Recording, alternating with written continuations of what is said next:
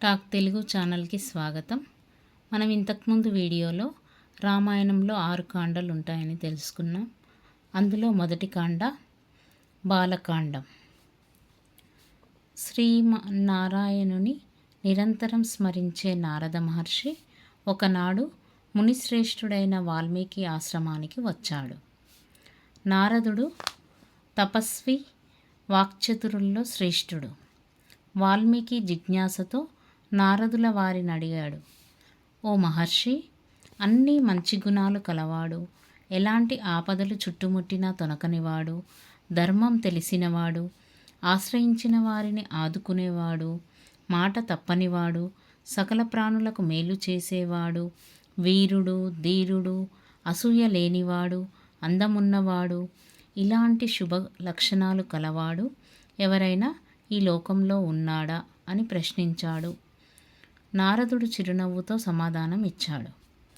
మహాముని, ఇన్ని లక్షణాలు ఒకే వ్యక్తిలో కుదురుకోవడం సాధారణంగా జరగదు.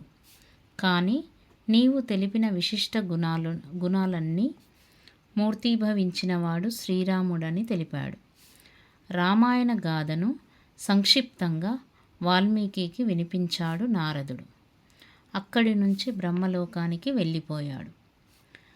రామకథ వాల్మీకి మనసులో నాటికపోయింది. నారదుని మాటలు ఇంకా చెవిలో ఇల్లు కట్టుకొని పోరుతున్నాయి. గంగానది సమీపాన తమసా నదికి స్నానం చేయడానికి బయలుదేరాడు. భరద్వాజాది శిష్యుల వెంట నడుస్తున్నారు. తమసా నది మంచివాని మనసు వలె స్వచ్ఛంగా ఉంది. స్నానానికి నదిలోకి దిగిన వాల్మీకి చుట్టూ ఉన్న ప్రకృతి అందాలకు పరవశిస్తున్నాడు. సమీపంలో ఒక కొమ్మపైన క్రౌంచ పక్షుల జంటను చూశాడు. వాటి అనురాగం ముచ్చట గొలుపుతున్నది. వాటి మధురధ్వనులు వీణుల విందు చేస్తున్నాయి. ఇంతలో ఒక వేటగాడు క్రూర బాణంతో మగపక్షిని నేలకూల్చాడు. అది నెత్తురొడుతూ విలవిలలాడుతూ ప్రాణాలను విడిచింది. ఆ ఎడబాటును తట్టుకోలేని ఆడపక్షి తల్లడిల్లిపోయింది. హృదయ విదారకమైన ఈ దృశ్యాన్ని చూశాడు వాల్మీకి. కరుణరసం జాలువారింది. ధర్మావేశం కట్టలు తెంచుకుంది.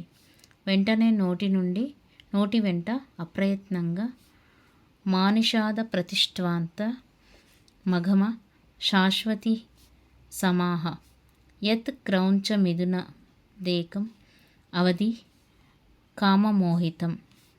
అంటే, ఓ కిరాతుడా, క్రౌంచపక్షి జంటలో పరవశమయ్యున్న ఒక పక్షిని చంపిన నీవు శాశ్వతంగా అపకీర్తి పాలవుతావు అన్న మాటలు వచ్చాయి.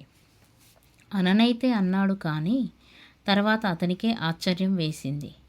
ఈ మాటలు సమానాక్షరాలు గల 4 పాదాలతో లయబద్ధంగా వచ్చాయి.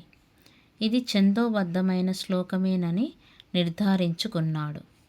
శోకం నుంచి శ్లోకం పుట్టింది. ఆశ్రమానికి తిరిగి వచ్చారందరూ. కానీ క్రౌంచ పక్షి దారుణ దృశ్యం మాత్రం వాల్మీకి మనసు నుంచి వెనుదిరగడం లేదు. అదే ఆలోచన, అదే ఆవేదన. ఇంతలో సృష్టికర్త అయిన బ్రహ్మ వాల్మీకిని చూడడానికి ఆశ్రమానికి వచ్చాడు. అతనికి శాస్త్రోక్త ఉపచారాలన్నీ చేశాడు వాల్మీకి.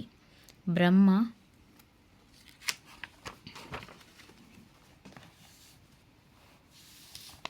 వాల్మీకిని కూర్చోమన్నాడు.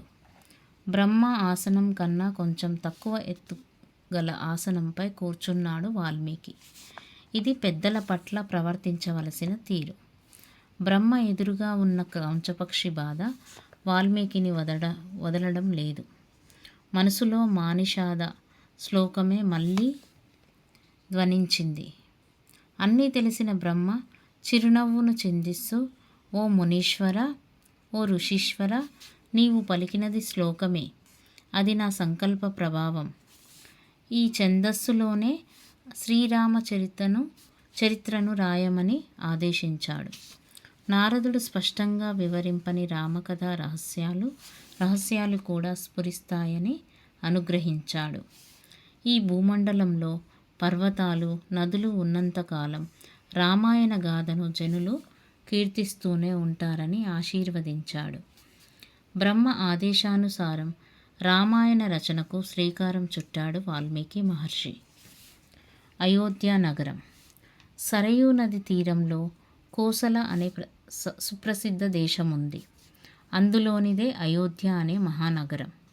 అయోధ్య అంటే యోధులకు జయించడానికి శక్యం కానిది. మనువు దీన్ని నిర్మించాడు. కోసల దేశాన్ని దశరథ మహారాజు పరిపాలిస్తున్నాడు. అతడు సూర్యవంశం వాడు, మహావీరుడు. దేవతల పక్షాన రాక్షసులతో ఎన్నో మార్లు యుద్ధం చేసినవాడు. ధర్మపరాయణుడు. ప్రజలను కన్నబిడ్డల వలె చూసుకునేవాడు. వశిష్ఠ వాసుదేవుల దేవులు అతని ప్రధాన పురోహితులు. సుమంత్రుడు మొదలుగా గల 8 మంది మంత్రులు. ఇతని పాలనలో కోసల దేశం భోగభాగ్యాలతో విలసిల్లింది. ప్రజలు ధర్మవర్తనులై సుఖ సంతోషాలతో ఉన్నారు. ఎన్ని ఉన్నా సంతానం లేదన్న చింత దశరథుణ్ణి కుంగదీసింది. సంతాన ప్రాప్తి కోసం అశ్వమేధ యాగం చేయాలన్న ఆలోచన కలిగింది. వెంటనే పురోహితులు గురువులతో సమావేశమయ్యాడు. మనసులోని మాట చెప్పాడు. వారు తదాస్తు అన్నారు. సరయూ నదికి ఉత్తర తీరంలో యజ్ఞవేదిక సిద్ధమైంది.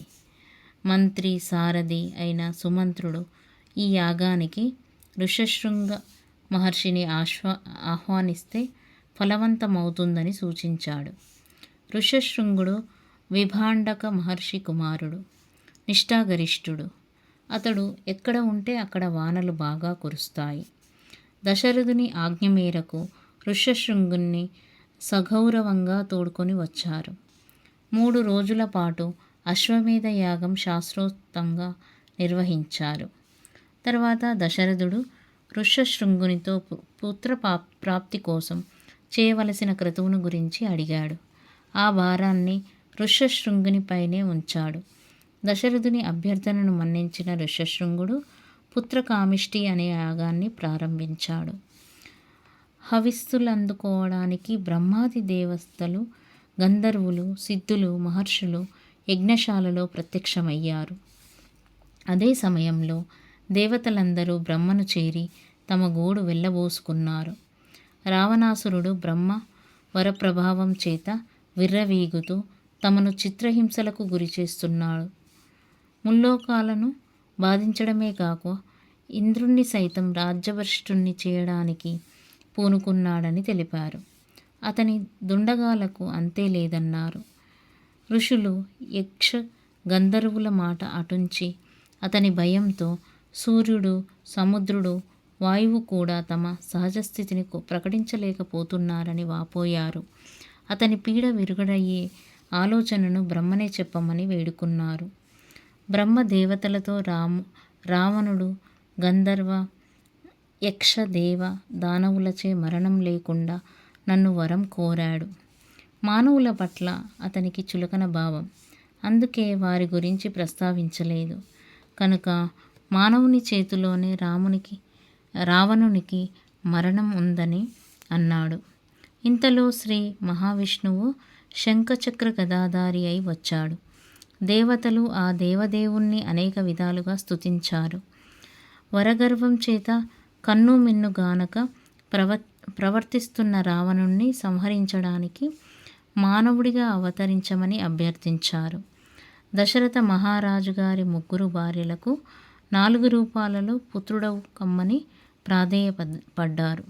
అభయమిచ్చాడు. అశ్రితవత్సలుడు అందరి పూజలందుకొను అంతర్ధానమయ్యాడు.